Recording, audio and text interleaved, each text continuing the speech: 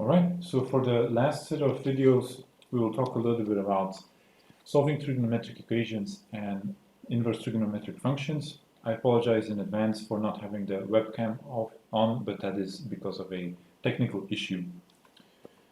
So let's start with trigonometric equations.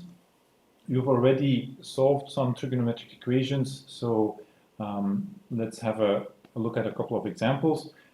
Trigonometric equations typically are of the form some expression involving trigonometric functions equal to some value or some other expression, and you have to find the angle that's involved in it. So find theta. And you can look at your table to see what values correspond to sine equal to 1/2. And you probably remember that theta is pi/6 is one such value. If we look at the unit circle, we know that that's not the only such value. If this is 1/2,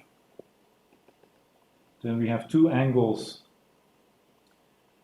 that have the same sine value. We have pi/6 here, and we have 5pi/6 here. So theta is equal to 5pi/6 is another solution. On top of that, we know that to each angle you can add 2 pi, and you end up with the same angle. So here what we can do is we can add an arbitrary multiple of 2 pi and get the same, well, get a different angle, but an equally valid solution. And we denote that k is in z, the integers. So that means that k is whole numbers -1, 0, 1, 2, and so on. So that gives us the most general solution, and you see it depends on this parameter k. For the next example, we take tan squared theta minus 3 is equal to 0. So now we can take the square root of both sides and get tan theta is equal to square root of 3, or tan theta is equal to minus square root of 3. Here you know that there's a value of theta that has square root of 3 as the tan. That's pi/3. And here we know that theta is equal to minus pi/3 is going to have minus square root of 3 as the tangent value. What we can do here in terms of indeterminacy is we can add an arbitrary multiple of pi and still get a valid solution. Because as you know, tan of pi plus an angle is tan of that angle. So here again we get two families of solutions, and we have that k is an arbitrary integer. And for the last example, before we look at the general theory, we take 2 times cosine squared theta minus 7 cosine theta plus 3 is equal to 0. And this looks very much like a quadratic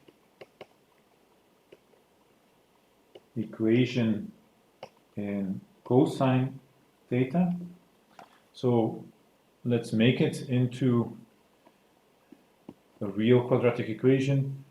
We're going to put t equal to cosine theta, and what we get from that is that 2 times t squared minus 7t plus 3 is equal to 0. So this is always a good strategy if you have something with powers that looks like a quadratic equation. So now we have a real quadratic equation. The discriminant is 25, and t is 7 plus or minus 5 divided by 4. So t is either equal to 3 or t is equal to 1/2. And from this it follows that if we look back at our definition of t, that cosine theta is equal to 3, and here we have that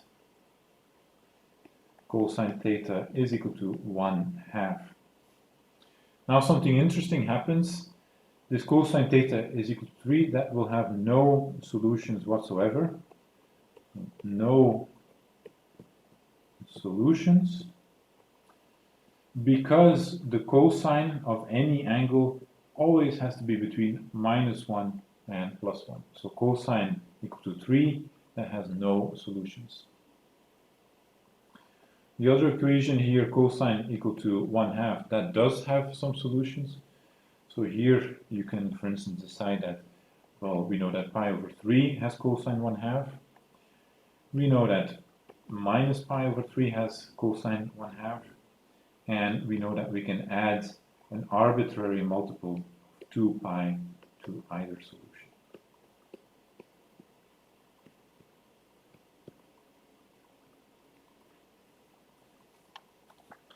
So those are a couple of examples, and now let's talk briefly about the general approach, so some arbitrary classes of trigonometric equations. We'll do a couple of large families. So the first one is sine theta is equal to sine alpha for alpha fixed in quadrant 1 or 4. So you can always, if alpha is not in those quadrants, you can reduce it to be in a quadrant by adding or subtracting pi. And the reason why we take that restriction is so that we have, if we look at our unit circle, this is quadrant 1 and this is quadrant 4. If alpha is in either of those two quadrants, we get that the sign ranges on the y-axis from -1 to +1. So in other words here, alpha in minus pi over 2, pi over 2. So looking at the equation, one solution is fairly obvious. Theta is going to be equal to alpha. But we also immediately get another solution, pi minus alpha, because we know, well, if sine theta is pi minus alpha, then sine theta is sine pi minus alpha, and that's also sine alpha. So these are two valid families of solutions, and now we can again add an arbitrary multiple of 2 pi plus 2 pi times k, where here k is again an integer. So that's one way of writing these solutions. Another way to combine these two families you get if you write out what these values really are for a bit. So that's alpha, alpha plus 2 pi, alpha plus 4 pi, and so on. But also for negative values we get alpha minus 2 pi, alpha minus 4 pi, and so on. And this family right here becomes pi minus alpha, 3 pi minus alpha, 5 pi minus alpha, and so on. And for negative values we subtract 2 pi, 4 pi, and so on. So we get minus pi minus alpha, minus 3 pi minus alpha, and so on. So all of these values are valid solutions.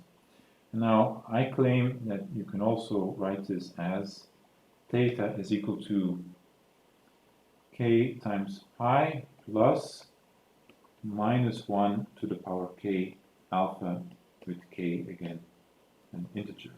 And to see that this formula gives you the same set of solutions, you can write this out. So we'll make a small table, theta versus k, and let's do -1 for k, 0, 1, and 2. So for -1, you get minus pi minus alpha. For k is equal to 0, you get alpha. For k is equal to 1, you get pi plus alpha, pi minus alpha. For k is equal to 2, you get 2 pi plus alpha, and so on. And now if you compare the values that we've generated like this with what we had over here, we see that, yes, so alpha occurs here, pi minus alpha occurs here, alpha plus 2 pi, we see that's popping up here, and then, for instance, let's do the last one here, minus pi minus alpha occurs here, and the other values you'll generate when k increases. So you see they generate the same number of solutions.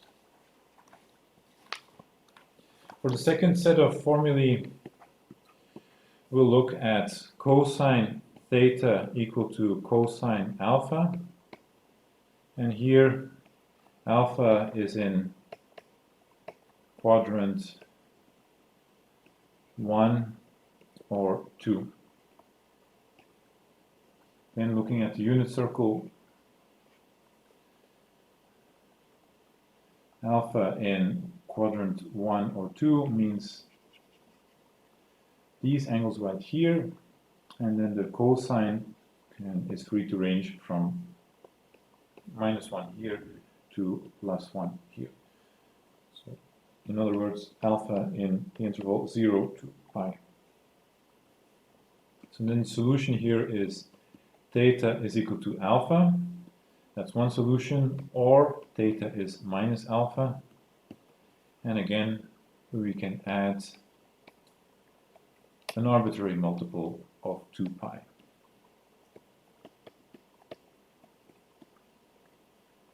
Where k is again an integer.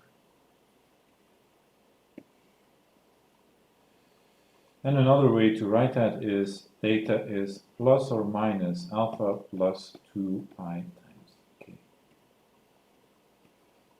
These two are equivalent. So if you can do it for cosine, then, by the way, you can also do it for the secant. Secant theta is secant alpha, reduces to 1 over cosine theta is 1 over cosine alpha, and that's equivalent to cosine theta is equal to cosine alpha, so that has the same solution.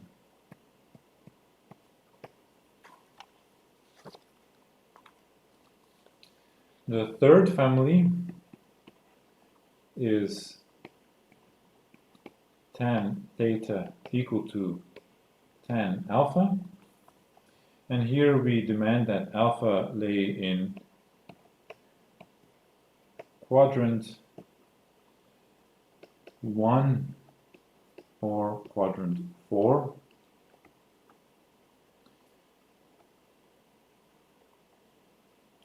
And then our solution becomes theta is alpha, and now since tan function has period pi, here we can add a arbitrary multiple of pi.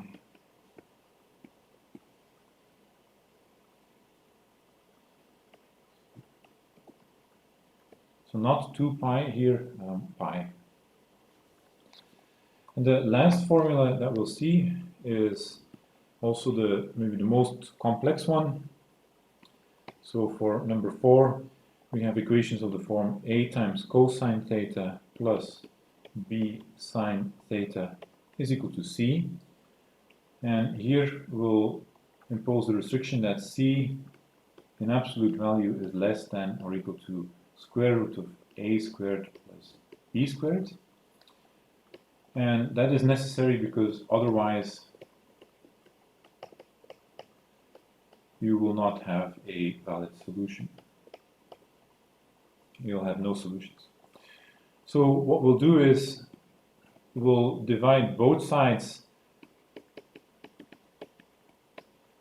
by square root of a squared plus b squared to get a over square root a squared plus b squared cosine theta plus b over a squared plus b squared sine theta is equal to c over a squared plus b squared.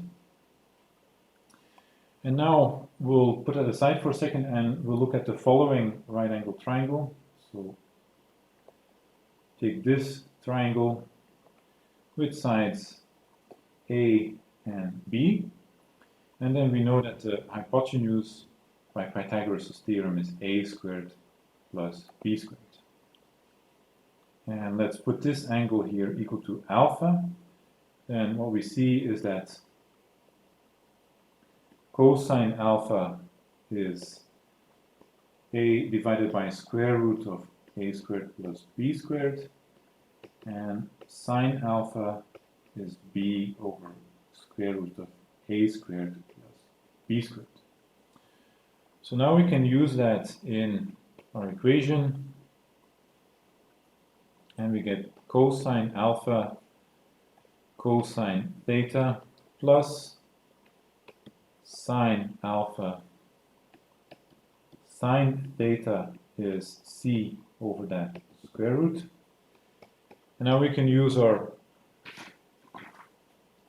addition subtraction formulas to write this as cosine theta minus alpha is equal to c over that square root, blah blah blah still.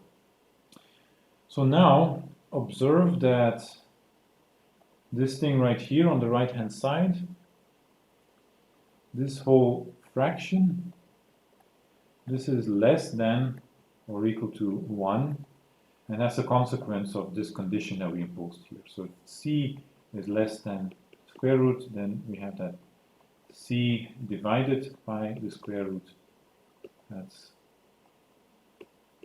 less than 1. So if this is less than 1, then we can find some angle beta such that cosine beta is equal to c over the square root of a squared plus b squared. And we can always do that if we use the set of formulas 2 that we saw earlier. And then this whole expression becomes cosine theta minus alpha is equal to that cosine beta that I had. And now I can apply my formula 2 one more time to say that theta minus alpha is plus or minus beta plus 2 pi times k with k an integer. And now I can clean that up just a little bit more to write this as theta is alpha plus or minus beta plus 2 times pi times k.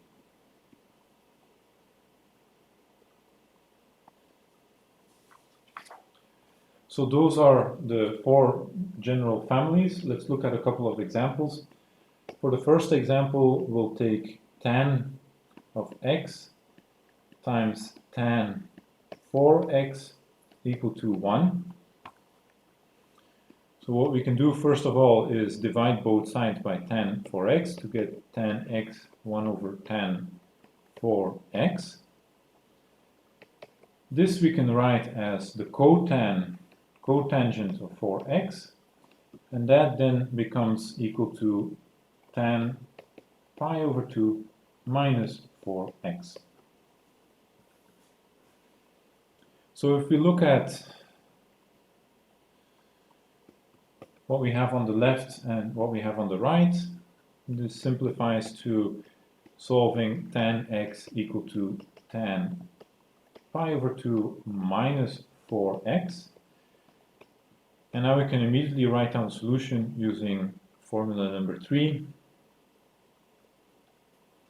We get that x is equal to pi over 2 minus 4x plus k times pi. So that 5x is pi over 2 plus k pi. And if we divide everything by 5, we get that x is pi over 10 plus k times pi over 5 with once more k, an arbitrary integer. For the next equation, or for the next example, we'll take 1 plus sine theta equal to 2 times cosine squared theta. This looks almost like a quadratic equation, but we have sine here and we have cosine here. So let's move to using sine everywhere and write the right hand side as 2 times 1 minus sine squared of theta. This uses the formula that cosine squared theta is 1 minus sine squared theta. So now we can rewrite that to yield 2 sine squared theta plus sine theta minus 1 is equal to 0. So now we'll set t equal to sine theta, and we get a real quadratic equation. 2 times t squared plus t minus 1 is equal to 0. The discriminant of that equation is 9, and we get that t therefore is minus 1 plus or minus 3 divided by 4. So t is equal to minus 1, or t is equal to 1/2. Both of those will give us valid solutions. Namely, for the one we have sine theta is minus 1. For the other one we have sine theta is equal to 1/2. And then from this one it follows that theta is equal to minus 1 to the power k 3 pi over 2 plus k times pi. And for this one we have that theta is minus 1 to the power k times pi over 6 plus k times pi, with k again an arbitrary integer. So where do we get 3 pi over 2 and where do we get pi over 6? Well, that comes from the right hand side here. So minus 1, that is sine 3 pi over 2, and 1/2, that is sine of pi over 6. So now for the remainder of the video, let's do a couple of extra exercises that are slightly more complex or that highlight some particular oddities. So I will write down the problem statement. For the first one, we're going to solve sine 2 theta minus cosine theta is equal to 0. You can pause the video at this point and try for yourself. And then when we come back, we'll do the rest. And actually, let me write down all the problem statements. So problem 4 will do tan x minus cotan x is equal to cosecant of x. Problem 5, sine x plus 2 cosine x is 1. 6, cosine theta plus 1 is equal to sine theta, but where now we get an extra constraint that theta is in the interval 0 to 2 pi. And 7, cosine theta plus cosine 2 theta plus cosine 3 theta is equal to 0. So go ahead and pause the video have a go at this yourself, and when we come back, I will go through the solutions one by one. So for problem 3, we have that sine 2 theta minus cosine theta is equal to 0. This is slightly different from what we've seen before because we have sines here and cosines here. So what we can do is we can use the double angle formula to write this as 2 times sine theta cosine theta minus cosine theta is equal to 0. And then we have a common factor of cosine theta here, so we get cosine theta 2 sine theta minus 1 is equal to 0. And now if you have something times something else is equal to 0, that means that either that first factor is equal to 0, so cosine theta is equal to 0, or the other factor is equal to 0, 2 sine theta minus 1 is equal to 0. This equation right here is easy to solve. That'll give you theta is pi over 2 plus k times pi. And if you wonder where that comes from, this is the same thing as writing plus or minus pi over 2 plus 2 times k over pi. So if you write this out in long and in full, you get pi over 2 plus pi over 2, 5 pi over 2, and so on. And on the negative side, you get minus pi over 2, and then plus 2 pi, that's 3 pi over 2, and so on. So you see, you can write this as pi over 2 plus pi, that's 3 pi over 2, plus pi, that's 5 pi over 2, and so on. So this is the solution for the first factor. And now for the second factor here, we will get that theta is minus 1 over k pi over 6 plus k times pi. So we've seen a couple of equations like this, and they all have very similar solutions. For problem number 4, we had tan x minus cotan x is equal to cosecant of x. Many different trigonometric formulas, including some of the lesser knowns. So let's write everything out in sine and cosine and see if that makes more sense.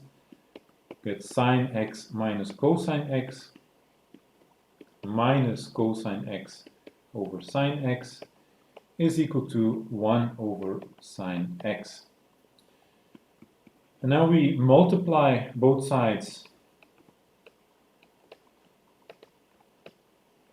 by sine x cosine x, and we get that sine squared x minus cosine squared x is equal to cosine x.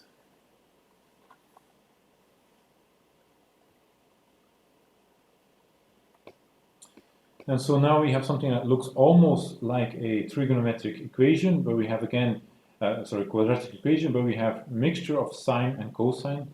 So here we're going to use the fact that sine is 1 minus cosine squared, and that will then allow us to write this as 2 times cosine squared x plus cosine x minus 1 is equal to 0.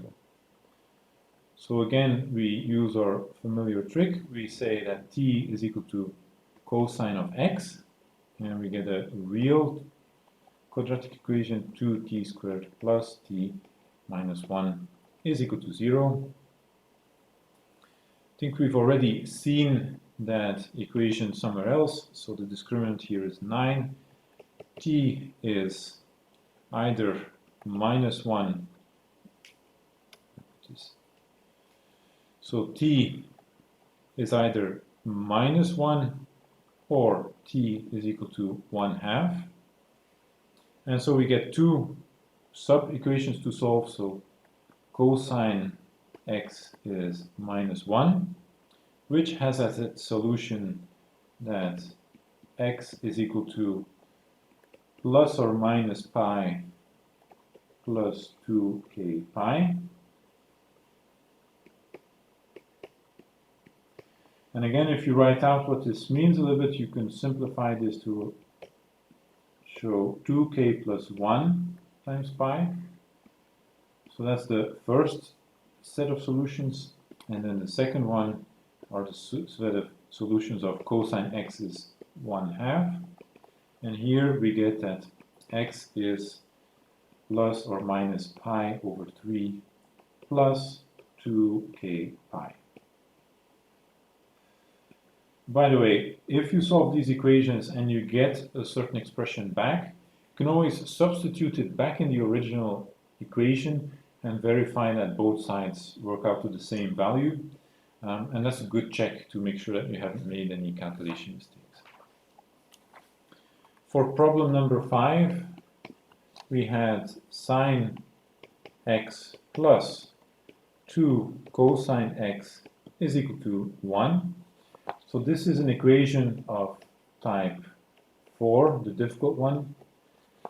So let's see what we have. If we compare with the general form of the equation, that was a sine x plus b cosine x is c, we have that a is equal to 1, b is equal to 2, and c is equal to 1. So we had that right angle triangle over there. So if we put 2 here for one of the sides and 1 here, then we get that the hypotenuse is square root of 5. And so what do we do? Well, the first thing is we divide by square root of a squared plus b squared, which is square root of 5. And we get that the equation becomes 1 over square root of 5 sine x plus 2 over square root of 5 cosine x is 1 over square root of 5. And now let's call this angle right here, let's call this theta. And then we know that sine theta is 1 over square root of 5. Cosine theta is 2 over square root of 5. And we get that our equation simplifies to, or becomes sine theta, sine x plus cosine theta cosine x is equal to 1 over square root of 5, and that then becomes cosine x minus theta is 1 over square root of 5. And now remember from the theory that we have to write this as cosine beta for some unknown beta. We can actually find beta because if you look at this triangle again and you look at this angle right here, then you'll see that cosine beta is the adjacent 1 divided by square root of 5, and that's precisely the value that we were after. And furthermore, what you see from the triangle is that beta plus theta plus pi over 2 is pi. So in other words, beta plus theta is equal to pi over 2. So from that we get that cosine beta is actually equal to cosine pi over 2 minus theta. And now have a look at what we have on the left here and on the right. This is a Nice simplification, because now we have that cosine x minus theta is equal to cosine pi over 2 minus theta. And now we're going to use our formula 2 to solve that, and we get x minus theta is plus or minus pi over 2 minus theta plus multiple of 2 pi. And this is a good intermediary step, but you see that we still have a theta here and a theta there. So let's clean it up just a little bit. So for the minus branch of the solution, I have x minus theta is minus pi over 2 plus theta plus 2 pi k, or in other words, x is 2 theta minus pi over 2 plus 2 pi k. And for the solution with the plus here, I have x minus theta is pi over 2 minus theta plus 2 pi k. And I get that the minus theta and the minus theta cancel, so that x is pi over 2 plus 2 times pi times k.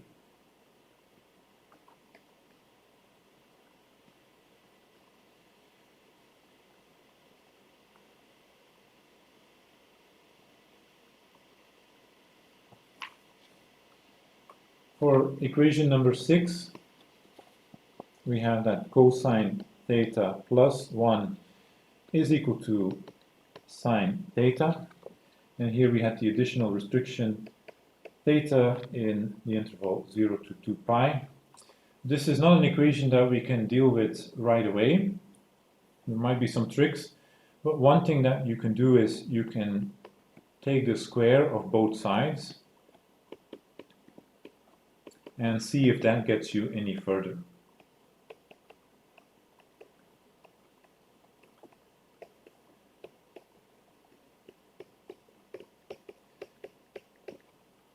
The problem with that is, and we have to be very aware of that, that this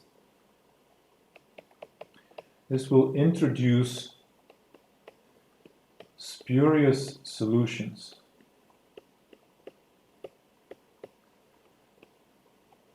So spurious solutions are values that solve this quadratic equation, but are not solutions of the original equation. And you can see where these spurious solutions come from, because they are solutions of the equation cosine theta plus 1 is equal to minus sine theta. So if we take the square, we lose that sign, and we, as a result, introduce some new solutions that we'll have to eliminate again at the end.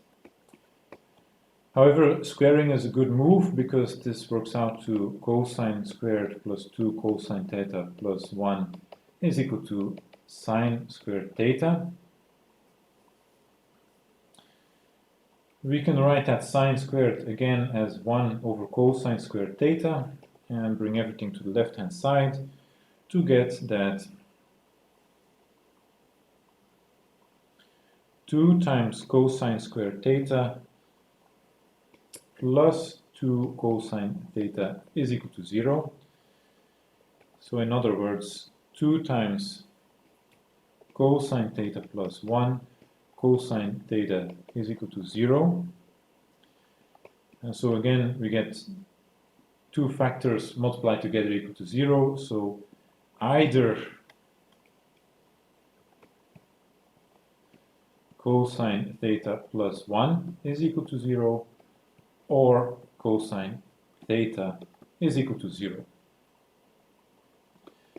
And it would be quite messy to solve this in full generality, but now use the constraint here that theta is equal to, or is in the interval 0 to 2 pi. So the solutions that we get for the first equation is that theta is pi over 2, or theta is 3 pi over 2. And for the second equation, the only solution that's in the interval is pi. So now we're not done. We have to check with the initial equation.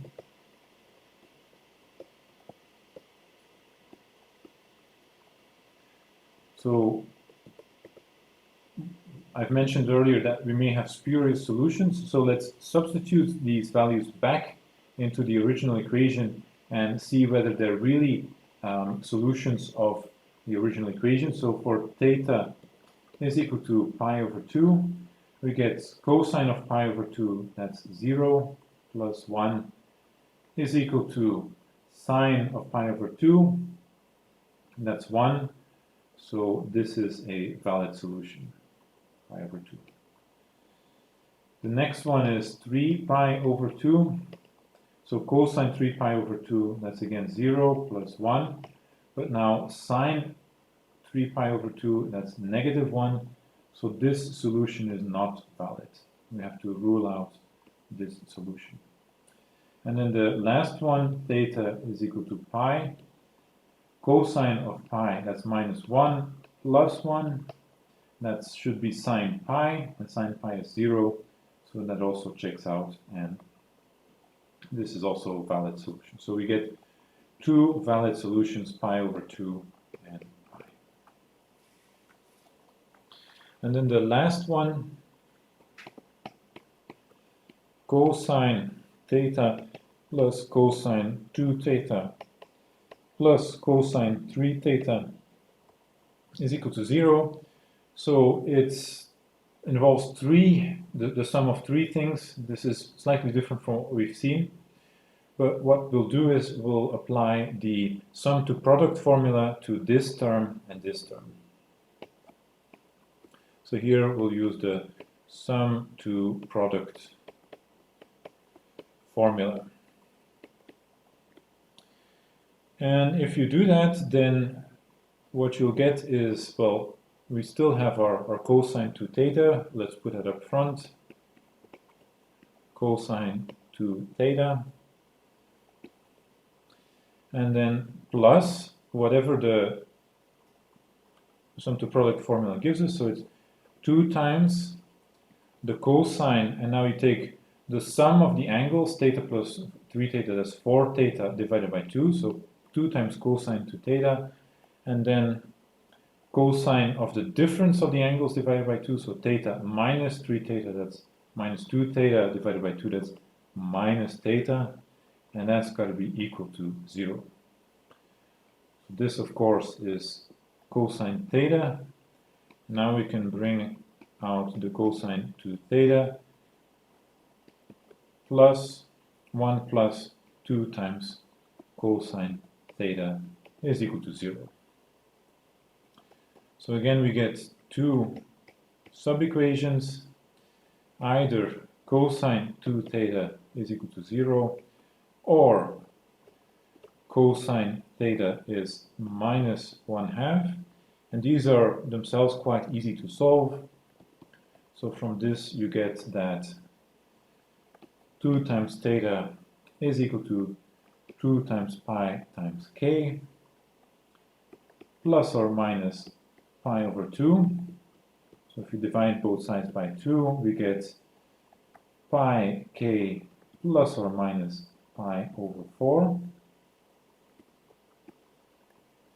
And for this equation, the minus 1/2, we get that theta is equal to 2 pi k plus or minus 2 pi over 3.